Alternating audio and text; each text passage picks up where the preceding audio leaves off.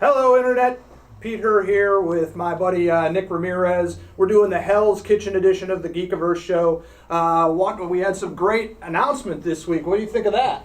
Punisher TV series. I mean, after 3 attempts at a movie, you'd think that it couldn't work, but God, Jon Bernthal just captured it and nailed it, so I'm excited now. Do you think that's what it is? I went back and I did a little research on the past incarnations of Frank Castle.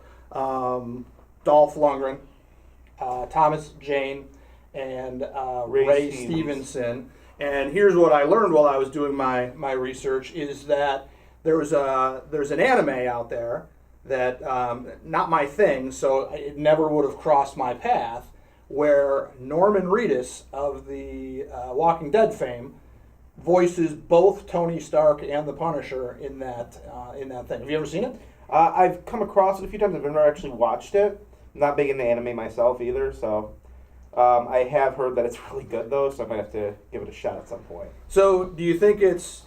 Do you think it's the writing? Do you think it's the person who played the character? Do you think it's the venue? Why didn't Frank Castle work before Daredevil 2?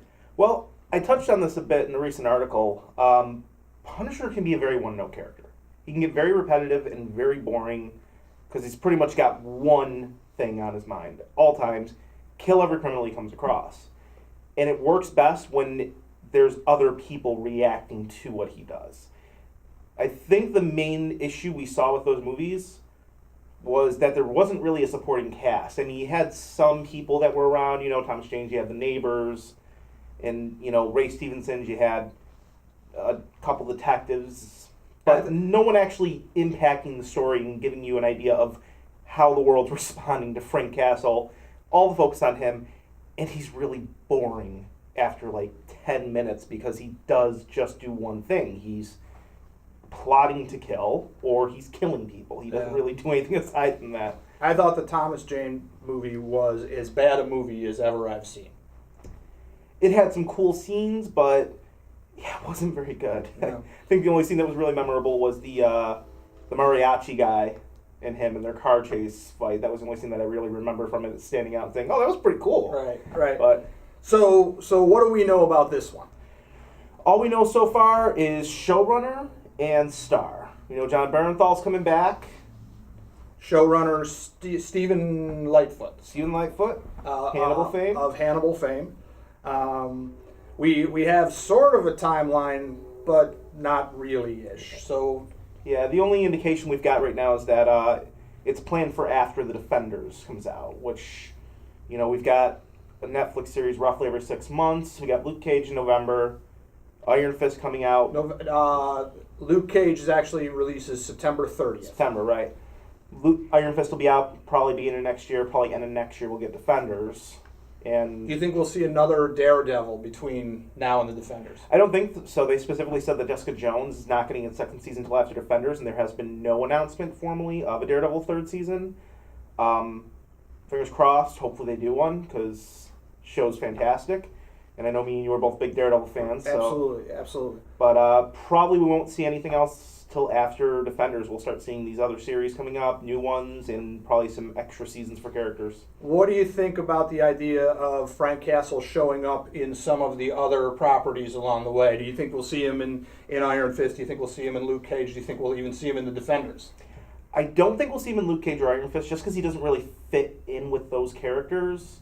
With Luke Cage, you've got, kind of a private detective enforcer for the people in the neighborhood. Iron Fist, we're probably going to go a little bit the mystical route.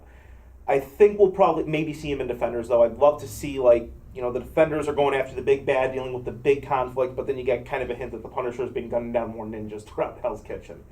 And what do you think about the idea of the Punisher leaving Hell's Kitchen, being in a wider New York City?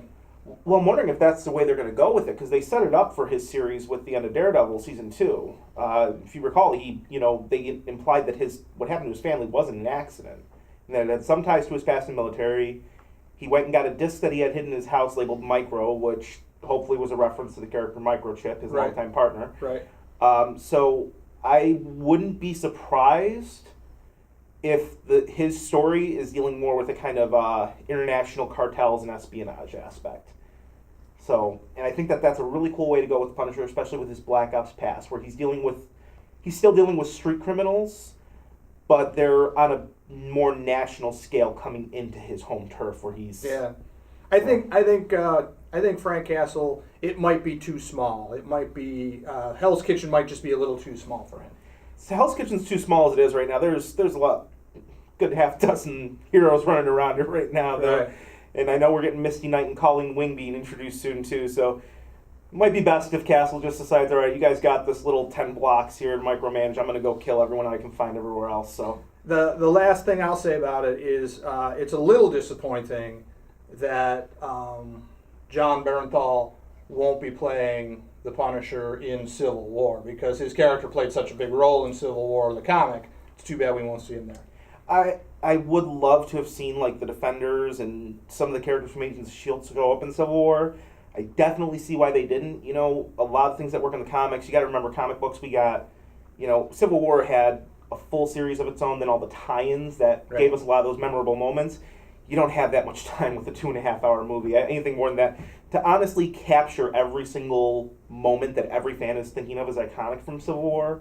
For example, iconic scene, Daredevil getting arrested and handing Tony a piece of silver and telling him, now you have 31, Judas. Which it wasn't Matt Murdock, it was Iron Fist dressed as Daredevil. It's still like a really powerful scene to me. But if you're going to factor in all the scenes like that, 'cause every fan's got theirs. So much, right? Yeah, we're looking at a 12-hour movie here, so... Yeah. Well, that's what we got for the announcement this week that the Punisher will have his own Netflix series sometimes after the Defender, so you're probably looking a couple years out. We hope to see Jon Bernthal show up in some of the other things that are happening. And Nick wrote a great piece, look for it, about some suggested reading for the Punisher if you're interested in that. I'm Pete Herr. You can find me on Twitter at Pete Herr. I'm Nick Ramirez. You can find me at dare_2_geek.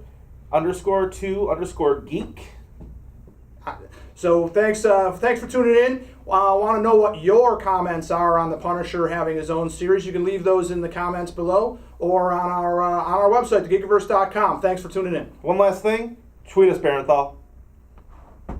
Like that, I'd say that's pretty safe to say at this point. Right? We don't know until we know. But I loved Battlefield 3. Battlefield 4 was an absolute mess online. Ooh, yeah. Let's predict where we're going with the series. I want to hear what do you think the title of this game is going to be? I can see on the Bad Company. Battlefield Bad Company, there was a good, solid game, more focused kind of around the story aspect.